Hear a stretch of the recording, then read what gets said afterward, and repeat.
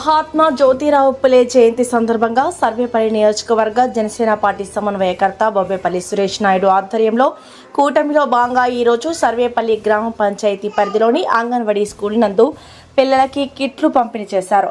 ఈ సందర్భంగా ఆయన మాట్లాడుతూ నేటి యువత మహాత్మా జ్యోతిరావు పులేని వారి సతీమణి సావిత్రిబాయి పులేని ఆదర్శంగా తీసుకుని వారి అడుగుజాడలో నడవాలని కోరారు. ఈ సందర్భంగా ఫూలే జన్మ విశేషాలు, వారు చేసిన సేవలు విద్యార్థులకు వివరించారు.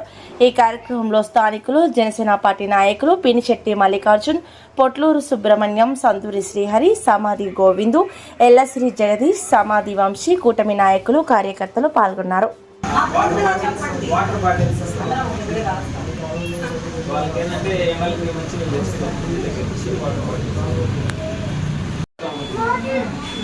సరే మళ్ళీ ప్లేట్స్ అవసరం కదా ఈసారి నెక్స్ట్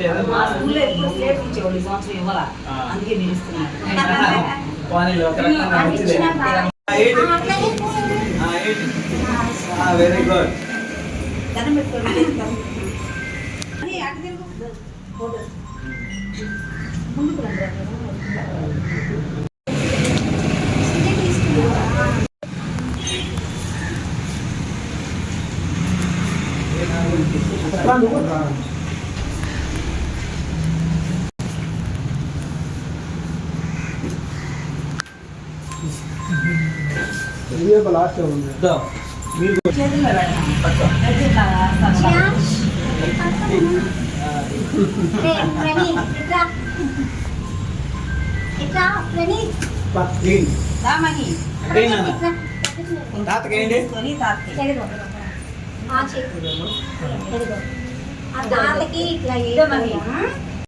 అందరికీ నమస్కారం.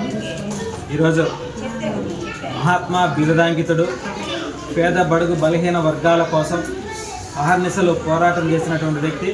మహిళలు చదువుకోవాలి, వాళ్ళకు కూడా సముచిత స్థానం ఏర్పాటు చేయాలనేటువంటి ఆలోచనతో స్వాతంత్రానికి ముందే ఆయన సతీమణిని చదివించి ఎన్నో అవమానాలు, ఎన్నో ఇబ్బందులు, ఎన్నో ఆటంకాలు, వాటన్నిటిని కూడా ఎదురించి నిలబడి వాళ్ళ సతీమణిని చదివించి మహిళా శక్తిగా మహిళలను కూడా చదివించాలనేటువంటి ఆలోచన కలిగినటువంటి వ్యక్తి మహాత్మా జ్యోతిరావు పూలే గారి జయంతి సందర్భంగా ఏదైతే ఆయన 1827 ఏప్రిల్ 11వ తారీఖున జన్మించినటువంటి భారత మాత ముద్దు బిడ్డ, పేద బడుగు బలహీన వర్గాల ఆశాజ్యోతి, ఆయన యొక్క ఆశయ సాధనలో ప్రతి ఒక్క యువత కూడా నడుచుకోవాలని చెప్పి మనస్ఫూర్తిగా తెలియజేస్తూ ఈరోజు ఆయన జయంతి సందర్భంగా ఏదైతే సర్వేపల్లి నియోజకవర్గంలోని సర్వేపల్లి గ్రామ పంచాయతీ పరిధిలో అంగన్వాడీ స్కూల్ నందు ఆయన చిత్రపటానికి కూటమిలో భాగంగా పూలమాలలు వేసి పిల్లలందరికీ కూడా స్లేట్స్ మరియు బిస్కెట్స్ పంపిణీ చేయడం జరిగింది.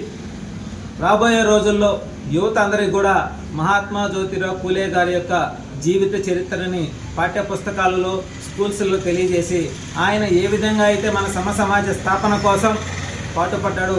ఆయన సతీమైన అయినటువంటి సావిత్రిబాయి పూలే గారిని అప్పట్లోనే ఆవిడని బడికి పంపించాలంటే ఆవిడ వెళ్ళే దారిలో కోడిగుడ్లతో పైనేసి కొట్టేవాళ్ళు, అవమానించేవాళ్ళు.